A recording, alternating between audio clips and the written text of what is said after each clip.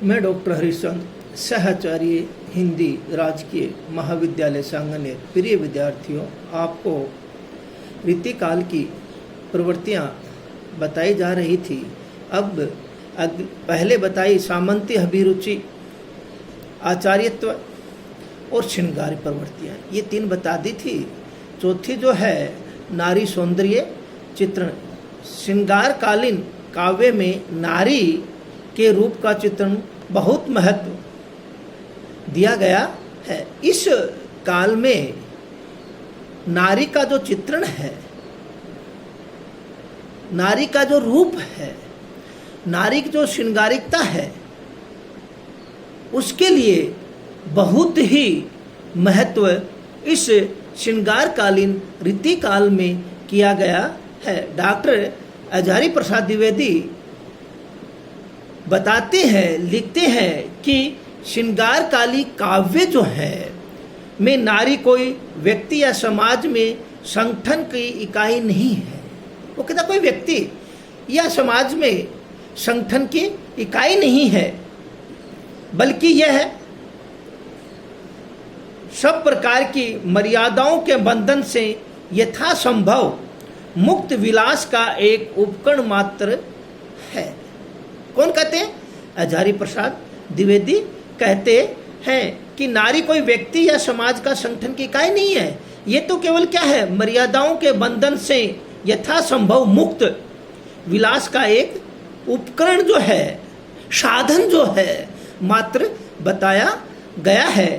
देव कहते हैं कौन गने परवन नगर कामनी एक रीति, देखत हरि विवेक को चित हरि करे प्रीति। और क्या है कि जो देव है वो कहते हैं और बताते हैं कि नारी की विशेषता इनकी दृष्टि में कुछ नहीं है, यह केवल पुरुष के आकर्षण का केंद्र भार है। उस काल में रीति काल या श्रृंगार जो काल है उसमें केवल नारी की कोई विशेषता नहीं है, केवल वो क्या है कि एक पुरुष के आकर्षण का जो केंद्र है वो मानते हैं। श्रृंगार काल में नायिका भेद निरूपण में भी कवि सर्वत्र रूपवती नायिका का वर्णन करते हैं। क्यों कि मानो रची छवि मूर्ति मोहिनी, श्रीधर ऐसी बखानत नायिका। और वहाँ क्या कहते हैं, नायिका का भेद निपुण में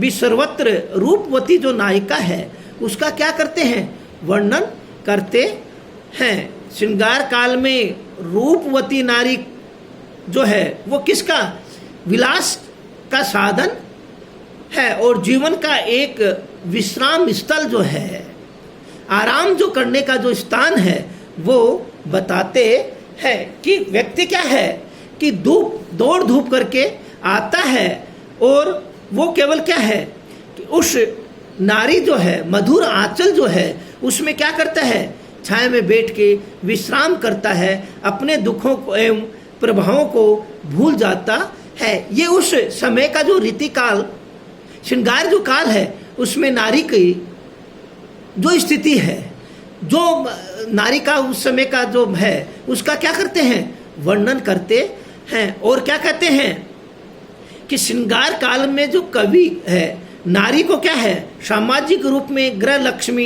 एवं मात्र रूप का निरीक्षण नहीं कर रहे हैं।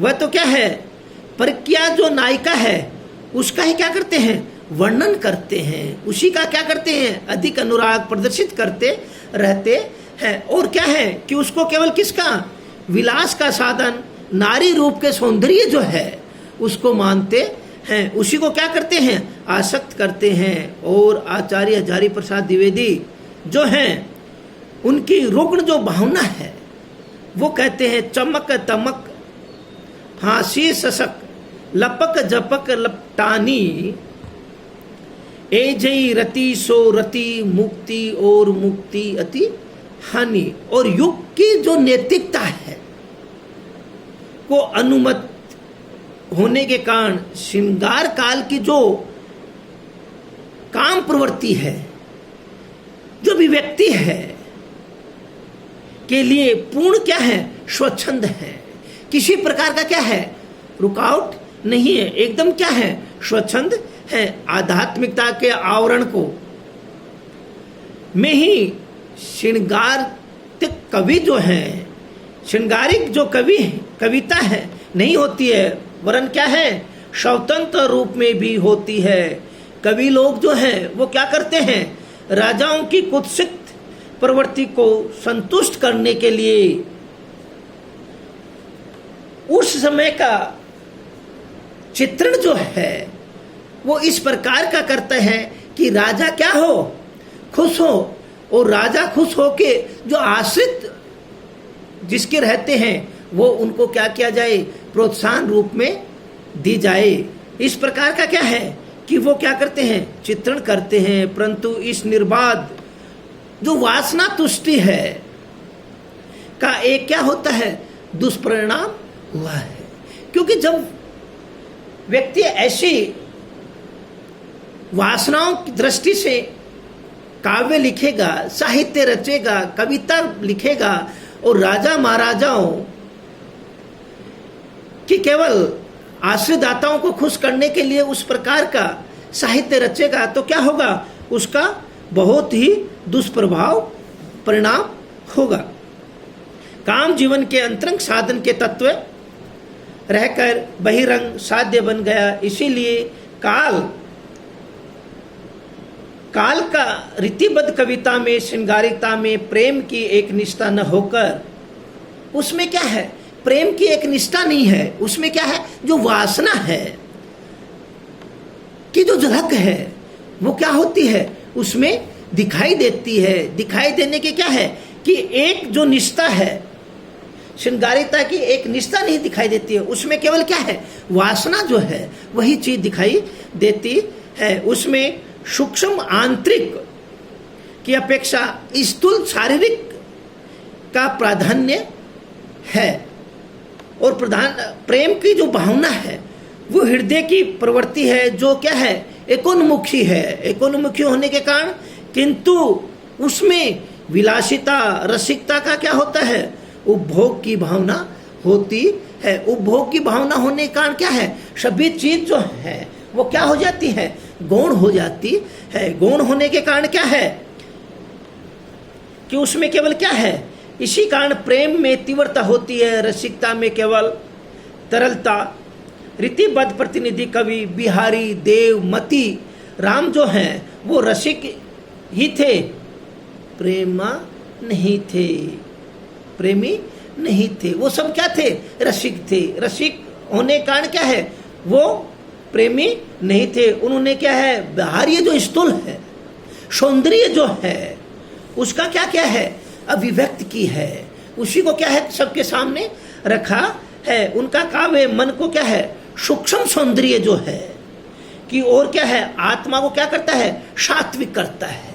आत्मा को क्या करता है, सौंदर्य को प्राय बिल्कुल ही क्या है, अभाव होता है। परंतु क्योंकि जब क्या होता है, आत्मा का सात्विक सौंदर्य का प्राय बिल्कुल अभाव है, उसके कारण, परंतु जहां तक रूप अर्थात विषयगत सौंदर्य है, उसके कारण उसका क्या है, उससे उसका संबंध है। इन कवियों की पहुंच बहुत गहरी थी। एक और बिहारी जैसे सूक्ष्मदर्शी कवि ने निगाह सौंदर्य की बारीकी जो है, उसके संकेत जो है, कारण जो है, उनको क्या किया है, पकड़ा है, उन्हीं को क्या किया है, धारण किया है। और उसी के कारण क्या है कि दूसरी तरफ कौन, देव है, मतीराम है, पद्माकर है, जैसे रीति सिद्ध कवि जो हैं, उन्होंने क्या क्या है, कवियों के रूप सौंदर्य को वर्णन करने में पूर्ण क्या क्या है, रूप में रमते रहे हैं। उदाहरण के लिए नैनों के कटाक्ष और चंचलता का इतना सुंदर वर्णन विद्यापति को छोड़कर प्राचीन साहित्य दुर्लभ है। क्योंकि वही क्या करते हैं कि उस कटाक्ष का, नेत्रों का वर्णन क्या करते हैं, अच्छी तरह अपने काव्य में करते हैं। जो है, धार में धाय दशी निराधार हुई, जाय पशी उकसी न उधेरी, री गहराई गिरी गहरी, गिरी फेर न गिरी नहीं घेरी। और ये क्या है कि देव जो है वो क्या है, नेत्र जो है, नयन जो है, उनके कटाक्ष और चंचलता के कारण इतना सुंदर वर्णन करते हैं कि साहित्य को, प्राचीन जो साहित्य है उसमें कहीं भी नहीं मिलता है। मिलता है तो केवल किसका, विद्यापति के काव्य में ही मिलता है, विद्यापति के साहित्य में ही मिलता है, विद्यापति के कविताओं में ही मिलता है। तो ये क्या है कि नारी का सौंदर्य जो है वो वर्णन किया गया है कि उस रीति काल के समय स्त्री का किस प्रकार से सौंदर्य का वर्णन कवि विभिन्न प्रकार से करते थे। जो राजा महाराजा सामंत जो थे उनको केवल खुश करने के लिए उनका चित्रण करते थे। ये क्या है कि उस रीति काल का, उस श्रृंगारिक काल के कारण बताया गया है। जय हिंद, जय भारत।